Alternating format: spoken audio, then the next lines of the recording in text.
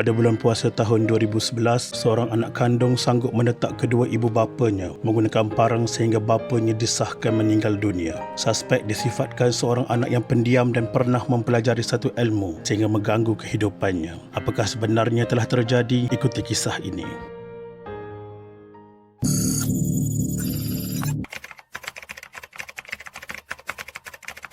Kisah ini bermula pada malam 12 Ogos 2011. Seorang bapa berumur 60 tahun mati ditetak dengan parang oleh anak lelaki kandungnya sendiri, manakala isterinya cedera dalam satu kejadian sejurus sebelum berbuka puasa di rumah mereka di Kampung Pasir Putih di Kuala Nerang. Dalam kejadian sekitar pukul 7.15 malam itu, Saman Siro 60 tahun meninggal dunia di Hospital Kuala Nerang akibat kecederaan di kepala, putus pergelangan kaki kanan, selain cedera di kedua-dua belah tangannya, manakala isterinya Hasmah Abdul Majid 58 tahun cedera di belakang kepala. Hanya selepas seorang jiran memukul tangannya dengan sebatang kayu, barulah lelaki yang menetak bapanya berhenti daripada terus menyerang mangsa. Muhammad Khairul Samsudin 28 tahun berkata, ketika kejadian dia sedang berbaring di rumahnya yang terletak kira-kira 100 meter dari lokasi kejadian sementara menunggu waktu berbuka puasa sebelum terdengar suara orang menjerit dan bergaduh. Dia bergegas ke rumah jirannya sebelum terkejut apabila melihat mangsa dalam keadaan terbaring, berlumuran darah di lantai rumah berkenaan dengan kedua-dua tangan terkulai dan kaki terputus. Suspek yang duduk setentang dengan bapanya kemudian mengangkat parang cuba melibas leher mangsa terbaring di lantai rumah. Tetapi saksi sempat memukul tangan suspek dengan sebatang kayu yang dicapai di kawasan berhampiran menyebabkannya mengerang kesakitan dan membatalkan niat terus menetak bapanya, lalu berundur ke belakang sambil parang digenggam kemas.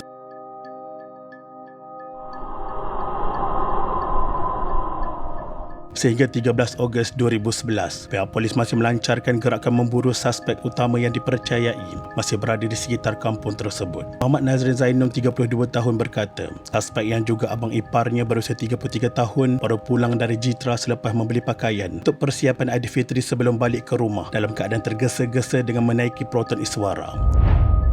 Selepas balik, dia terus mengejar kucing yang berkeliaran dalam rumah dan pada masa yang sama ternampak dia memarahi anak-anak saudaranya kerana membuat bising. Suspek dipercayai mengalami masalah mental berang apabila tindakannya memarahi anak saudaranya membuat bising ketika menunggu waktu berbuka puasa ditegur oleh adik ipar dan bapanya. Berang dengan teguran itu, suspek pergi mengambil parang di dapur rumah sebelum menetak kepala, tangan kanan dan kiri serta kaki kanan mangsa daripada paras buku lali sehingga putus. Suspek menyerang ibunya dengan menetak belakang kepala wanita itu sehingga cedera sepanjang 10 cm sebelum melarikan diri. Bapa suspek yang parah dibawa ke Hospital Sultanah Bahiyah SSB untuk rawatan lanjut. Bagaimanapun meninggal dunia ketika mendapat rawatan di unit rawatan rapi ICU kira-kira jam 8.30 malam. Ibunya pula dirawat di Hospital Kuala Nerang akibat cedera di belakang kepala dan menerima 5 jahitan yang sudah dibenarkan keluar pada tengah hari 12 Ogos 2011. Setakat jam 6 petang, gerakan mencari membabitkan 20 anggota polis dan Ikatan Relawan Rakyat Rela termasuk unit K9 masih gagal menemui lelaki berkenaan. Semakan polis mendapati suspek yang masih bujang dan bekerja kampung tidak mempunyai rekod gangguan mental di hospital. Bagaimanapun difahamkan pemuda itu pernah mendapatkan rawatan secara tradisional akibat tekanan jiwa. Sementara itu, abang ipar kepada Seman, Ahmad Sabri Abdul Halim memberitahu kira-kira 4 tahun lalu suspek pernah memberitahunya dia kerap terdengar suara bisikan di telinganya mengatakan tentang bomoh dan perubatan. Suspek pernah beberapa kali naik angin tetapi tidak pernah menyerang ahli keluarganya. Tindakannya kali ini memang di luar dugaan kerana dia seorang yang pendiam dan tidak bergaul dengan orang.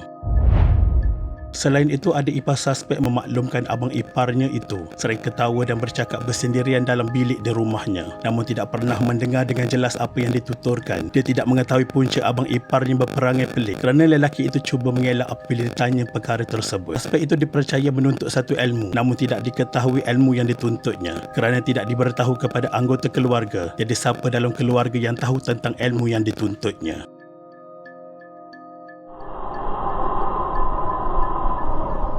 Penduduk kampung payah terap hidup dalam ketakutan apabila mendakwa terserempak dengan suspek utama dan berkeliaran di kampung itu. Suspek dilihat pukul 8.30 pagi pada 14 Ogos 2011 dalam keadaan lemah dan memakai baju berwarna coklat serta berseluar pendek sambil memegang 2 bilah parang.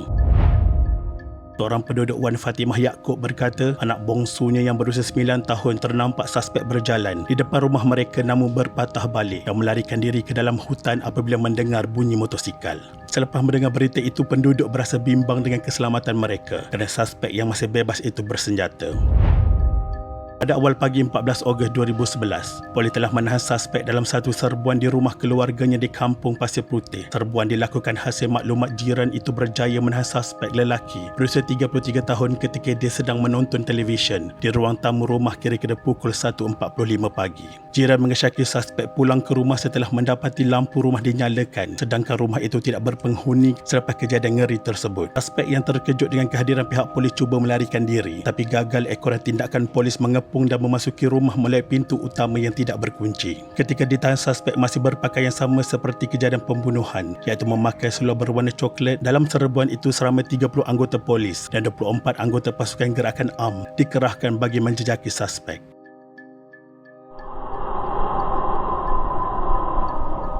Pada 24 Ogos 2011, suspek utama dihadapkan ke Mahkamah Magistrate atas tuduhan pembunuhan ini. Muhammad Adli Saman, 33 tahun, hanya mengangguk kepala tanda faham atas pertuduhan yang dibacakan kepadanya oleh jurubahasa mahkamah di hadapan Magistrate Zuhair Rosli.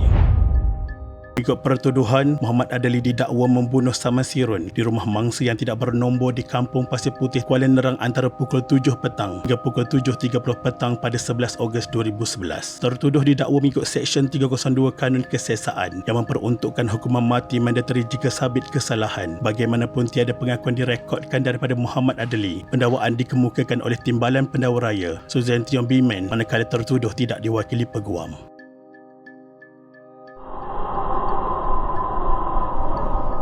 Mahkamah Tinggi Rabu 19 September 2012 membebaskan Muhammad Adli Saman daripada tuduhan membunuh bapanya setelah didapati tertuduh tidak waras. Pesuruhjaya Kehakiman Muhammad Zaki Abdul Wahab memerintahkan tertuduh dihantar ke Hospital Bahagia Tanjung Rambutan sehingga mendapat pengampunan daripada Sultan Kedah. Semasa tertuduh dipanggil memilih diri, dia memilih untuk berdiam diri. Secara umumnya, seseorang yang memilih untuk berdiam diri perlu disabitkan dengan kesalahan berdasarkan pemerhatian dan temu bual antara pakar psikiatri dengan tertuduh dan keluarganya. Mendapati tertuduh tidak sedar dan tidak waras bahawa apa yang dilakukannya ketika kejadian adalah salah di sisi undang-undang. Pendakwaan dikendalikan Timbalan Pendakwa Raya Aisyah Falina Abdullah manakala tertuduh diwakili Ali Munawar Razak. Saat ini membawa kita bermacam perasaan sedih dan duka. Tertuduh didapati tidak bersalah hanya kerana dia tidak waras. Kasih ibu bawa ke syurga, kasih ayah bawa ke mati. Sementara kedua ibu bapamu masih ada di sisi. Hargailah mereka hingga hujung nyawamu. Semoga Allah Subhanahu Wa Taala mengampuni segala dosa-dosa Allahyarham Saman Sirun dan menempatkannya dalam kalangan orang-orang yang beriman. Al-Fatihah.